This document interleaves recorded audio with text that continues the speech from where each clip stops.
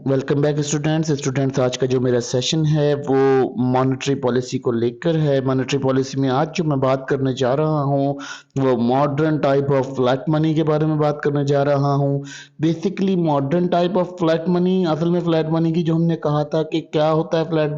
Money ये होती है कि जो चीज़ आपके पास मौजूद हो उसकी वैल्यू के अकॉर्डिंग उसकी वैल्यू कहीं ज़्यादा हो बनिस्बत उसकी जो उसके ऊपर एक्सपेंसिव वैल्यू नज़र आ रही होती है आपको, तो वो वैल्यू आपकी जो है वो फ्लैट मनी कहलाती है। तो बेसिकली यहाँ पर मैं इसलिए फ्लैट मनी इन तमाम चीज़ों को हम फ्लैट मनी इसलिए कंसीडर करते हैं क्योंकि इनकी एक्चुअल वैल्यू से इनकी वैल्यू बहुत ज़्यादा होती है। इस वजह से हम इसे एक फ्लैट मनी कंसीडर करते हैं। असल में क्या हो रहा है, बैंकिंग सिस्टम के अंदर बहुत ज़्यादा जिद्दत आ रही है, बहुत ज़्यादा चीज़ें चेंज हो रही हैं, बहुत ज़्यादा चीज़ें बढ़ रही हैं। तो जिसकी वजह से क्या हो रहा है कि बहुत सारी चीज़ें उसके अंदर बहुत सारी इनोवेशंस आ रही हैं, जदीद चीज़ें निकलती हुई आ रही हैं। तो इसीलिए जो है जो मनी है उसका सिस्टम भी चेंज होता जा रहा है, जिसको हम अब फ्लैट मनी यानी मॉडर्न फ्लैट मनी कंसीडर कर सकते हैं कि जो मॉडर्न फ्लैट मनी असल में ये डिस्कस करना इसलिए ज़रूरी है क्योंकि आपको जो मॉनेटरी पॉलिसी है उसके अंदर ये बहुत इंपॉर्टेंट किरदार अदा करती हैं ये चीज़ें, क्योंकि ये बैंकिंग सेक्टर से रिलेट होती हैं और ये हमारी फाइनेंशियल मार्केट से रिलेटेड होती हैं। तो इसी वजह से बहुत ज़्यादा कंसीडर की जाती हैं, इनको हम बहुत ज़्यादा कंसीडर करते हैं और इनकी कंसिडरेशन हमारे लिए बहुत वैल्यूएशन रखती है। क्योंकि अगर हम इसको यहाँ यूज़ नहीं करेंगे, यूटिलाइज नहीं करेंगे या हम डिस्कस नहीं करेंगे तो हम फर्दर जब डिस्कस करने जाएंगे मनी सप्लाई को तो हमारे पास हमें प्रॉब्लम आ जाएगा कि हम मनी को क्लियर नहीं कर पाएंगे किस किस तरह से मनी कहाँ से किस तरह एलोबरेट कर सकते हैं, मनी की किस किस तरह की टाइप्स पे हम गुजर रहे होते हैं। ठीक है, इसीलिए हम यहाँ पर इसको डिस्कशन का अपना हिस्सा बनाएंगे और इसको डिस्कस करेंगे कि इसके अंदर जो है वो क्या क्या चीजें जो हैं वो आपको देखने को मिलेंगी या क्या क्या इवेंट हमें यहाँ नजर आएंगे देखने को वाजे करने के लिए। बेसिकली मनी जो है वो इसका एक सबसे बड़ा इंपॉर्टेंट काम होता है डेबिट कार्ड। करंटली हम जो यूज करते हैं फ्लैट मनी वो डेबिट कार्ड है, ये सबसे चीपेस्ट मनी है यानी सबसे चीपेस्ट इन्वेंशन हुई है बैंकिंग सिस्टम के अंदर, जिसपे हम कहते हैं डेबिट कार्ड। डेबिट कार्ड क्या करता है कि एक इंटरनेट बैंकिंग के थ्रू कनेक्ट हो जाता है और कनेक्ट होकर उस बैंक से कनेक्ट हो जाता है जिस बैंक में आपका अकाउंट होता है। और फिर क्या करते हैं, जो इस बैंक की इसके अंदर एक चिप लगी हुई होती है, एक चिप के थ्रू इसके ऊपर डाटा डला हुआ होता है जिसमें आपको वो बैंक रिकॉग्नाइज करता है, आपका जो है वो रिकॉग्नाइज करता है उसका एक नंबर जो अकाउंट नंबर होता है वो रिकॉग्नाइज करता है। उसके ऊपर एक लेजर बीम टाइप का बीम लगा हुआ होता है। फिर आपने कार्ड देखा होगा, डेबिट कार्ड के पीछे एक ब्लैक कलर की स्लाइड होती है, ब्लैक कलर की स्लाइड जो होती है उसके अंदर आपका डाटा रिकॉर्ड होता है और वो डाटा चिप होती है जो आपके बैंक से एक्चुअली कनेक्ट हो जाती है। तो ये क्या करती है, ये आपको एज अ टेलर यानी अब आप टेलर मशीन के ऊपर खड़े होते हो तो ये आपको कंफर्म करती है कि आपके अमाउंट आपके अकाउंट में कितना पैसा पड़ा हुआ है और आप कितना पैसा वहां से विड्रॉ कर रहे हो। ये दोनों चीजों को लिंक कर रही होती है, ये बैंक को भी लिंक कर रही होती है और ये आपकी जो सेल्फ वो मशीन होती है टेलर मशीन होती है उस टेलर मशीन को भी ये वो जो है कम्युनिकेट कर रही होती है, बेसिकली कम्युनिकेशन कर रही होती है। वो जो स्लाइड होती है जब आप पैसा विड्रॉ करते हैं तो स्लाइड के अंदर नोटिस कुछ डिजिट चले जाते हैं, वो डिजिट जो है वो बैंक को चले जाते हैं। बैंक जो उससे क्या करता है कि आपको ये कंफर्म कर देता है कि आपके अकाउंट से ये पेमेंट विड्रॉ हुई है। इस्तेमाल के मुताबिक ये एक बहुत ज़्यादा जदीद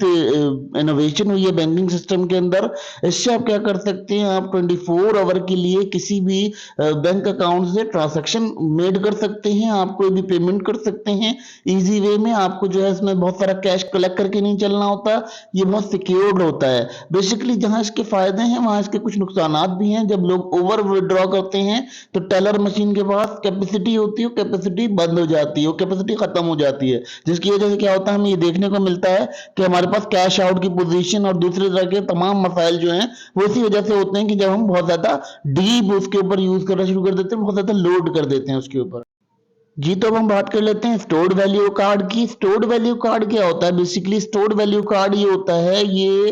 एक तरह का कार्ड होता है जिसके अंदर क्या करता है जो बैंक जो पर्सन होते हैं वो डिपॉजिट करा देते हैं एक खास अमाउंट जो कि उनके ट्रांजैक्शन पर्पस के लिए चाहिए होता है और वो ट्रांजैक्शन पर्पस में से इस्तेमाल करते हैं। ठीक है, इससे क्या फायदा होता है, इससे आपका जो मेट्रो है यानी जैसे मेट्रो कार्ड होता है या दूसरे कार्ड होते हैं, ये इस तरह के कुछ कार्ड होते हैं। बेसिकली ये इन कंट्रीज में ज्यादा वैल्यूएबल समझे जाते हैं, जैसे कि कनाडा हो गया, फ्रांस हो गया, इसके अलावा इसको जो है फ्रांस यूके अप्लाई करता है अपने अंदर। और अब मैं अगर इसका एग्जांपल देना चाहूँ तो इस तरह से दूंगा कि यूएई में अगर हम देखते हैं तो यूएई में मेट्रो कार्ड होता है, उसके अंदर हम क्या करते हैं, उसके अंदर एक खास अमाउंट हम एडिट कर देते हैं अपने अकाउंट से, फिर वो कार्ड जो है वो पंच किया जाता है जगह जगह, और उस जो मेट्रो के टिकटिंग चार्जेस होते हैं वो चार्जेस उस कार्ड से ही क्लियर किए जाते हैं और कवर किए जाते हैं। तो इस तरह से स्टोर्ड वैल्यू कार्ड होते हैं डिफरेंट, उसमें क्या करता है डिपॉजिटर एक खास अमाउंट डिपॉजिट कर देता है, और ये इसको डिपॉजिट करने के बाद जब इसने शॉपिंग वगैरह करनी होती है, इससे स्पेसिफिक चीजों की शॉपिंग करनी होती है,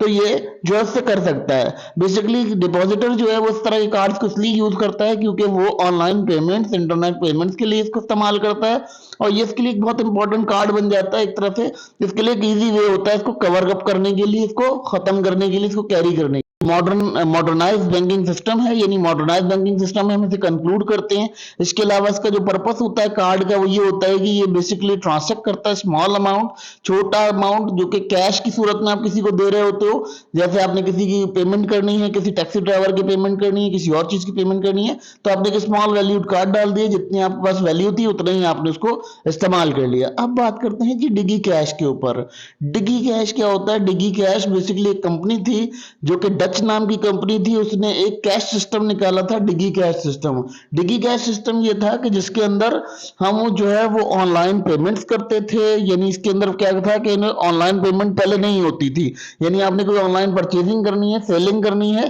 कोई सेल परचेज करनी है चीजें, तो वो क्या करता था, वो एक इस तरह की कंडीशन बना दी थी उन्होंने, वो डिगी कैश कहलाता था। डिगी कैश कार्ड नंबर डालते थे तो उससे क्या होता था, आपका बैंक अकाउंट जो है वो सेलर के अकाउंट से जो है वो हो जाता था, कनेक्ट हो जाता था। इसके बाद आपको क्या होता था कि इस कनेक्टिविटी की वजह से आपके पास जो अमाउंट होता था वो आपके पास आना शुरू हो जाता था और मूव होना शुरू हो जाता, मूव ऑन होना शुरू हो जाता। तो डिगी कैश एक इंपॉर्टेंट इन्वेंशन थी, और इसको हम डिगी कैश इसलिए कहते हैं क्योंकि इसको हम, इस कंपनी ने इसका नाम डिगी कैश रखा था, इस सिस्टम का नाम जो है वो डिगी कैश था। बेसिकली एक डच कंपनी थी, इसका नाम था डच कंपनी। इस कंपनी ने इस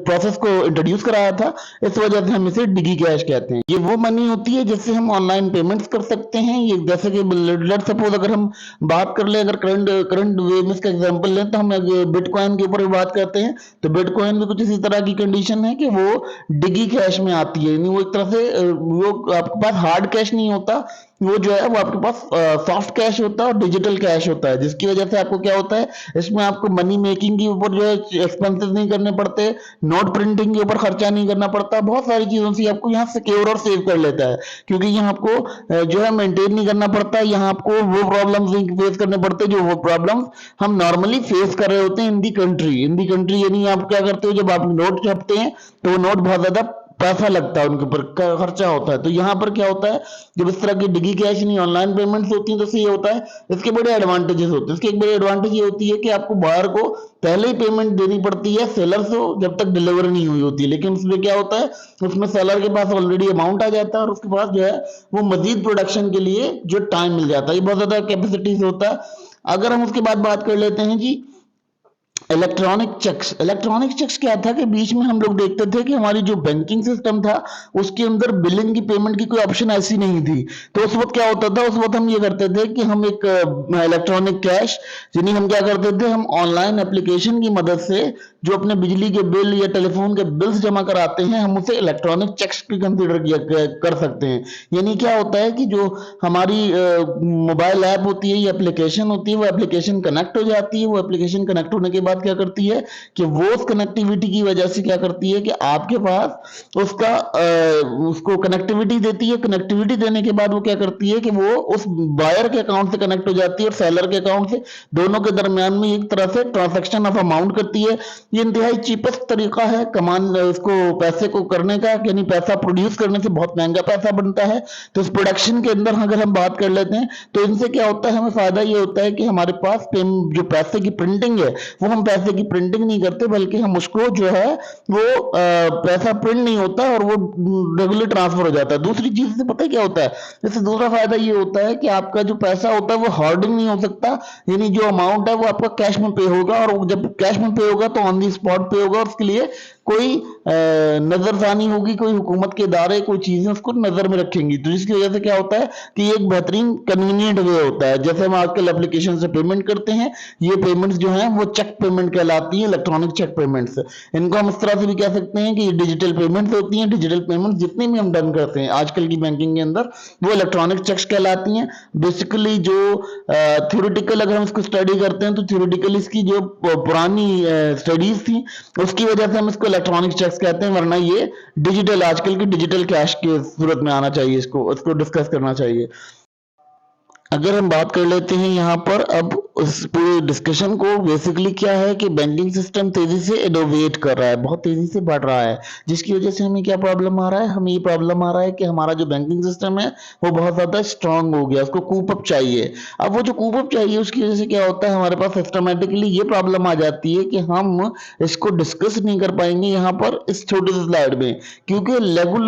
रेगुलरली मनी के अंदर जो है वो इनोवेशंस जारी हैं, क्योंकि बेसिकली जो इंटरनेशनल ट्रांजैक्शंस हैं उनके लिए भी हम बहुत सारे स्टेप टेक कर रहे हैं। तो इस वजह से क्या होता है कि इनोवेशन की वजह से जो हमारी थ्योरी होती है वो तो अपग्रेड होती नहीं है, मगर क्या कहते हैं उसकी जो फॉर्म्स ऑफ थ्योरी होती है वो वैसे ही रहती है। तो इस वजह से हम क्या करते हैं, इसको रेगुलरली इसके अंदर इनोवेशन हो रही हैं, नई नई चीजें आ रही हैं, इसलिए इसकी इंटरप्रिटेशन अगर हम देखें, इसकी तशरीह जो हमने की है यहाँ ये लिमिटेड है, क्योंकि इसके बाद भी बहुत सारी कैश के स्लाइड्स के अंदर बहुत सारी चीजें कवर अप हो रही हैं, बहुत सारी चीजें कवर कूप अप कर रही हैं, जिसकी वजह से हमें क्या हो रहा है, हमें बहुत सारे प्रॉब्लम्स फेस करने पड़ रहे हैं। ये प्रॉब्लम्स फेस करने की वजह से हमें क्या हो रहा है, हमें ये चीज देखने को मिल रही है कि हमारे पास जो रिसोर्सेज हैं वो रिसोर्सेज बढ़ रही हैं। अच्छा, इससे एक बड़ा फायदा ये होता है कि सबसे बड़ी काम ये होता है हॉर्डेड नहीं होती मनी, यानी आपकी जो कैशेस होते हैं वो हॉर्डेड नहीं होते और उसमें आपको नोट प्रिंटिंग कॉस्ट नहीं पड़ती। इसके अलावा जो कंट्री है वो अपनी मर्जी से करेंसी को रन कर सकता है अगर आप डिजिटल कैश के ऊपर होते हैं। डिजिटल कैश में आपको बहुत सारे फायदे हैं, बहुत सारे फवायद हैं, जिससे आपको बहुत ज्यादा फायदा हो सकता है और आपको एक सुकून का एहसास हो सकता है। बेसिकली ये तमाम कैशेस जो डिस्कस किए गए, ये बेसिकली डिस्कस करना इसलिए जरूरी थे कि ये सब कुछ टाइप ऑफ मनी है। अगर हम इसको डिस्कस करेंगे तो इससे आपको समझने में आसानी होगी कि आपने किस मौजू पर किस तरह से इसको लेकर चलना है।